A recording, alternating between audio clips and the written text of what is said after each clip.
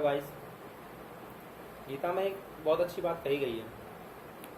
जहाँ पाप बढ़ रहा हो, जहाँ छल कपट बढ़ रहा हो, वहाँ मौन रहने से गंभीर अपराध और कुछ नहीं। जैसा कि हमने अभी अभी हाथरस में देखा, और ऐसे मामले होते रहते हैं। हमने हैदराबाद में देखा, दिल्ली में देखा, इंदौर में देखा। सिर्फ प्लेस बदलती हैं, टाइम बदलता है, मामले होते रहते हैं।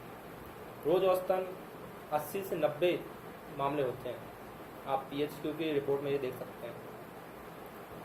और मैं समझता हूँ कि justice for Asifa social media पर शेयर करना और इमोशनल होना इसका उपाय नहीं है। और सिर्फ हम सरकार के भरोसे बैठे रहें, ये भी कोई उपाय नहीं है। तो हम इसके ऊपर क्या कर सकते हैं, हम अपने दम पे क्या कर सकते हैं? इसके लिए मैंने इस चीज़ को 3 भागों में बांटा है।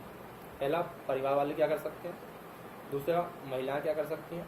तीसरा, हम लड़के क्या कर सकते हैं, पुरुष वर्ग क्या कर सकता है। तो सबसे पहले हम बात करते हैं परिवार की।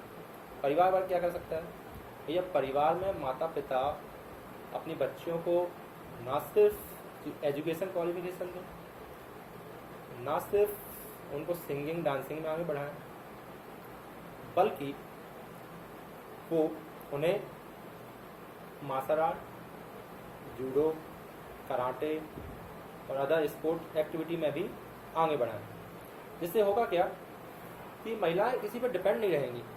महिलाएं ये नहीं सोचेंगी कि यार वो कमज़ोर है, यार हम कमज़ोर हैं, कुछ नहीं कर सकते, ये तो लड़के हैं, हम तो ज़्यादा ताकतवर हैं। तो वो सोच हट जाएगी और महिलाएं अपने आप में स्ट्रॉन्ग समझने लगेंगी और वो लफंगों से, परिंदों से लड़ सकेंगी। पहली चीज़, बच्चियों के लिए क्या कर सकते हैं। दूसरी चीज़, बच्चों के लिए क्या कर सकते हैं, लड़कों के लिए क्या कर सकते हैं परिवार वाले। भाई, आपने बच्चों को शिक्षा दे दी, जूडो कराटे सिखा दी, अच्छी बात, लेकिन ये सोच कब बदलेगी लड़कियां कमज़ोर हैं? ये सोच तब बदलेगी कि जब हम अपने बच्चों को, लड़कों को ये संस्कार दें। एक बहुत ही अच्छा वाक्य है, यत्र नायत्य पूजनते तत्र देवता रमनते। ये बहुत अच्छा लगता है मुझे ये वाक्य, और इसको जो अप्लाई करता है, मुझे नहीं लगता कि उस घर में कभी भी कोई घरेलू हिंसा या कुछ हो सकता है। इसका बहुत अच्छा अर्थ भी है कि जहाँ नारी की पूजा होती है वहाँ पर देवता निवास करते हैं। और हाँ, शायद जिस दिन हर लड़के को और हर परिवार वाले अपने लड़कों को ये शिक्षा दे दें, तो मैं मानता हूँ कि 90% ऐसे केस अपने आप बंद हो जाएंगे। सिर्फ इस संस्कार की बात है भाई, और कुछ नहीं। ये हो गई परिवार की बात। अब हम आते हैं लड़कियों पे, वो क्या कर सकती हैं। तो आप निर्भीक रहें, सिर्फ आप निर्भीक रहें, आप डरें ना, क्योंकि आपका ये डर ही उनका साहस है। आप डर जाते हो, आप ये सोच लेते हो कि आप कमज़ोर हैं, आप तो लड़की हैं, आप क्या कर सकते हैं। तो यही उनका साहस है। बस आप निर्भीक रहें और ये ना सोचें कि हम किसी से कम हैं, ये बिल्कुल ना सोचें। और ये लड़का ये सब कुछ कर सकता है, हम तो लड़की हैं, हम तो सबके रहेंगे, ऐसा कुछ नहीं होता। बस यही सोच उनका साहस है। और एक सरकार ने एक नंबर जारी किया है, आप उसको अपनी नोटबुक में ज़रूर नोट कर लें, 1091। इस नंबर पे आप अगर कभी भी मुसीबत में हैं तो ज़रूर लगाएं। ये महिलाओं के लिए अलग से सरकार ने नंबर जारी किया है। पहली चीज़ हो गई। दूसरी चीज़, अब लड़के क्या कर सकते हैं। भैया, लड़के हम लोग क्या कर सकते हैं। तो हम सिर्फ, अगर हमारे दम पे हम कुछ करना चाहें, तो हम सिर्फ एक काम कर सकते हैं कि अगर कभी भी लड़कियां मुसीबत में, क्योंकि ज़्यादातर केस जब ही होते हैं जब कोई लड़की सुनसान गली में जा रही हो और बस पीछे से उनको मौका मिल जाता है दरिंदों को अपना काम करने के लिए। तो हमारा कर्तव्य यही है कि हम, अगर वो मुसीबत में है, अगर अकेली जा रही है, तो उससे सिर्फ ये पूछ लें, बस ये पूछना है आपको कि क्या मैं आपको घर तक छोड़ सकता हूँ। अगर वो मुसीबत में है तो हम ये बोल सकते हैं कि क्या मैं आपकी हेल्प कर सकता हूँ।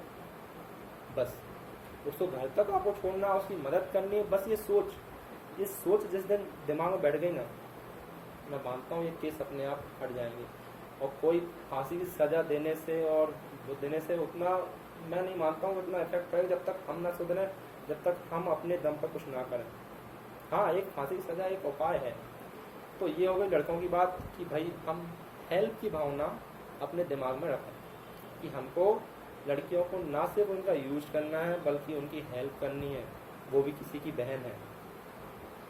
ये सोच बस दिमाग में रख लें कि अगर इसकी जगह मेरी बहन होती तो मैं तो उसको घर तक छोड़ता ही ना, तो वो भी तो किसी की बहन है, किसी की बेटी है।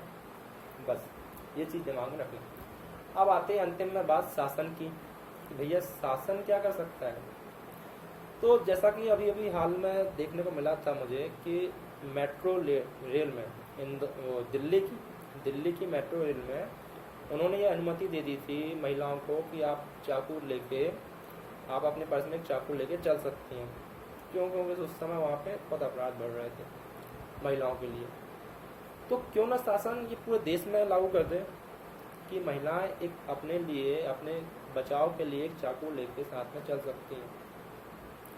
ये मेरे ख्याल से पूरे देश में लागू हो जाना चाहिए कि जैसे उनको लगे कि हाँ ये बंदा गलत तरीके से मुझे देख रहा है, गलत तरीके से टच कर रहा है, तो वहीं सावधान होके और उसका उत्तर दें, मुंह तोड़ जवाब दें। ये शासन कर सकती है। दूसरी चीज़ शासन कर सकती है कि एक सख्त से सख्त कानून बनाया जाए, बहुत ही सख्त कानून बनाया जाए। जैसा कि अगर आप पढ़ेंगे तो फॉरेन में बहुत ही खतरनाक कानून है इसके लिए, और हमारे यहाँ की शासन भी इसके लिए अगर सख्त कानून बनाएगी तो इन दरिंदों को एक डर पैदा होगा जो कि इनको ऐसे काम करने से रोक सकता है। और ये काम ऐसे तुरंत ही नहीं होता कि भाई पैदा हुआ और उसने सोचा था कि मुझे ये करना है, नहीं, ऐसा नहीं होता है। उसका माहौल जो होता है, उसका जो वातावरण होता है, वो उसको ये करने के लिए प्रेरित करता है। और जब कर लेते हैं उसके बाद जब सज़ा मिलती है तब उनको अफसोस भी होता है, मैंने ये किया, जैसा कि आपने निर्भया कांड में देखा था। और मैं इसलिए बोलता हूँ कि अपने दम पे कराओ, क्योंकि इसे निर्भया में हम देख चुके हैं कि 8 साल लग गए थे हमको न्याय पाने में। 2012 की बात थी, 2020 में जाके न्याय मिला है। तो सिर्फ शासन के दम पर हम नहीं रह सकते, हमको अपने दम पर क्या कर सकते हैं वो मैंने आपको बताया है। तो परिवार वालों से मेरी गुजारिश है कि अपनी बेटी को इस काबिल बनाएं कि वो सिर्फ एजुकेशन में नहीं बल्कि हर प्रकार से इस समाज का मुकाबला कर सके। क्योंकि इस समाज में जो बचपन से लेके महिलाओं के लिए, बचपन से फिर बड़े में, फिर शादी के बाद जो उनके साथ होता है वो बड़ा ही दर्दनाक होता है, जैसा सुनने में आता रहता है। तो बस ये बात कहना चाहता था मैं कि संस्कार अच्छे दें अपने बच्चों को, और इस चीज़ को कहाँ तक हम रोक सकते हैं, ये तो मेरे उपाय थे। आप अपने दम पर इसको कैसे रोक सकते हैं, मेरे उपाय भी आजमा, आप भी अपने दम पे सोचें कि हम क्या कर सकते हैं प्लीज़, और इस चीज़ को हम रोकें। धन्यवाद।